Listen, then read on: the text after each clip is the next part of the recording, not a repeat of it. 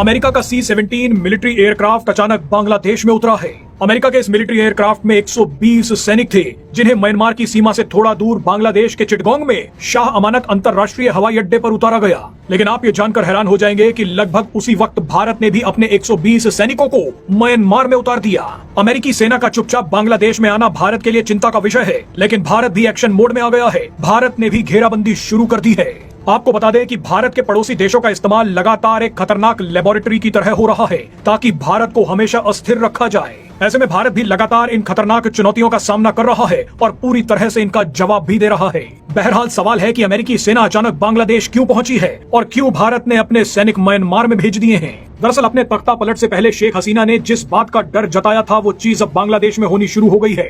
शेख हसीना ने बताया था कि अमेरिका चिटगोंग और म्यांमार के कुछ इलाकों को लेकर एक नया देश बनाने की कोशिश कर रहा है। अमेरिका इस नए इलाके में अपना मिलिट्री बेस बनाना चाहता है, ताकि वो इस इलाके में बैठकर भारत और चीन दोनों पर नजर रख सके। शेख हसीना ने अमेरिका को यह करने से रोक दिया था, लेकिन उसके बाद उनकी क्या हालत हुई वो दुनिया ने देख लिया। ऐसे में बांग्लादेश में तख्ता पलट कराने के बाद अमेरिकी डीप स्टेट अपने प्लान के दूसरे स्टेज में आ गया है। अमेरिका बांग्लादेश में पैर जमाने के साथ साथ म्यांमार में भी एक बड़ा ऑपरेशन करने की तैयारी कर रहा है। अमेरिका की नजर म्यांमार पर इसलिए है क्योंकि म्यांमार के पास वही खजाना है जो बलूचिस्तान के पास है। इसीलिए इस खजाने को लूटने के लिए अमेरिका म्यांमार की सीमा के पास चिटगोंग पहुंच गया है। अमेरिकी सेना और वायुसेना के लगभग 120 अधिकारी चिटगोंग उतरे और वहां मौजूद रेडिसन ब्लू होटल में चेक इन कर गए। एक रिपोर्ट में दावा किया गया है कि अमेरिकी अधिकारियों के लिए होटल में पहले से ही 85 कमरे बुक किए गए थे।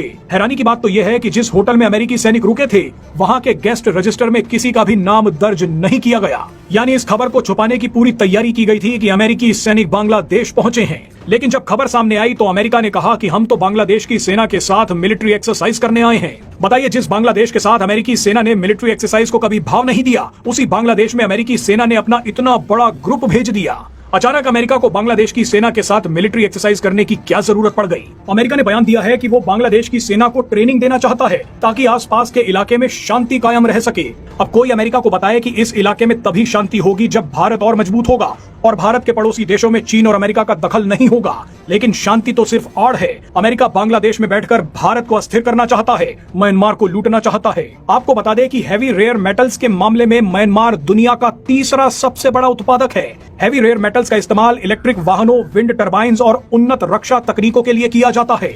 मजे की बात देखिए कि दूसरा सबसे बड़ा उत्पादक होने के बावजूद अमेरिका को अपने रेयर अर्थ मेटल्स की जरूरतों का लगभग 3/4 हिस्सा चीन से इंपोर्ट करवाना पड़ता है, क्योंकि चीन हैवी रेयर अर्थ मेटल्स की ग्लोबल प्रोसेसिंग के 85% से ज्यादा हिस्से पर नियंत्रण रखता है। मगर अमेरिका रेयर अर्थ मेटल्स को लेकर चीन पर अपनी निर्भरता को कम करना चाहता है। इसीलिए अमेरिका बांग्लादेश में बैठकर भारत के आसपास के इलाकों पर नजर रखना चाहता है, तो वहीं म्यांमार में घुसकर चीन पर नियंत्रण चाहता है। अमेरिका जानता है कि आने वाला दशक भारत और चीन का होगा।